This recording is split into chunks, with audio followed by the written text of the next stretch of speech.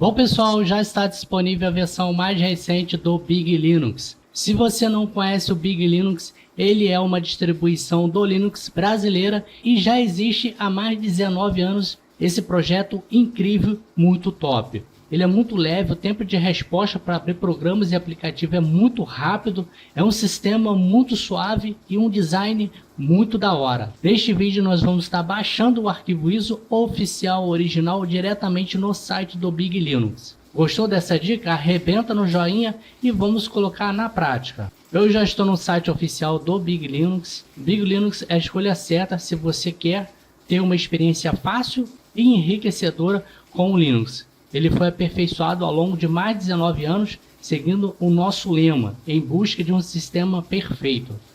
E aqui vocês podem estar dando uma olhada, conhecendo todo o projeto, tudo que há de novo. No próprio sistema operacional ele tem milhares de programas já incluso. E para a gente fazer o download é muito simples, a gente vai vir aqui na aba Download.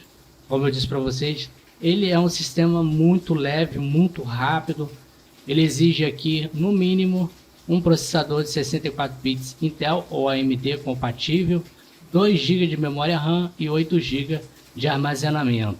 Já as configurações recomendadas, um processador de 64 bits ou AMD, ou seja, não muda, né? Mesma coisa, 4 GB de memória RAM e 40 GB de armazenamento aí do seu disco.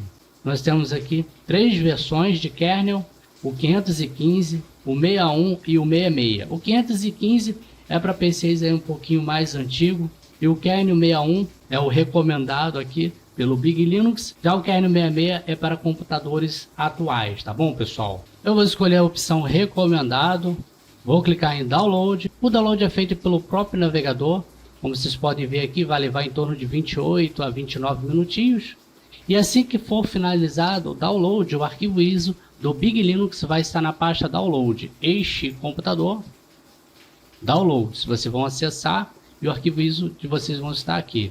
Agora tudo muito simples, basta vocês aguardarem até que o download seja finalizado. Com o arquivo ISO em mãos vocês podem estar criando um pendrive bootável, formatar, instalar o seu PC, o seu notebook e instalar o Big Linux, a sua versão recente numa boa. E além disso, com o arquivo ISO em mãos você também pode estar criando uma máquina virtual e conhecendo, experimentando o Big Linux através, por exemplo, do VirtualBox, do VMware, está conhecendo todos os recursos, todas as novidades dessa nova versão e gostando aí vocês podem estar decidindo de instalar no seu PC definitivamente, tá bom pessoal? Gostou desse vídeo?